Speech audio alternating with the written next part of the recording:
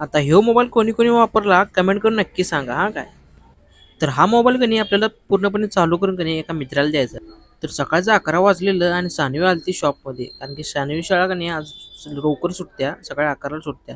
तो पण कनी अभ्यास पण घ्यावा म्हटलो, घरी गेल्यावर मी पण विसरते. मग कनी हा एम-आयचा एक मोबाईल होता, ह्याला पण रिपेअर करायचं होतं आणि सानवीचा अभ्यास पण घ्यायचा होता. सानवी काय अभ्यास काय करणं झाली, नंतर काय मोबाईल घेऊन यूट्यूब बघत बसली, नंतर व्हिडिओ कॉल केली मम्मीला आणि बोलत बसली. नंतर कनी हा मोबाईल आपला कनी या मोबाईल स्पीकर काढून त्या मोबाईलमध्ये घालून कनी मोबाईल पूर्णपणे चालू करायचा होता. त्या स्पीकरचा आवाज येत नव्हता. मग पूर्णपणे ओकेपणे मोबाईल चालू झालेला आहे. सिम कार्ड काढून चेक केलो, पूर्णपणे ट्यून वाजते का बघितलो, मोबाईल पूर्णपणे ओके झाला आहे.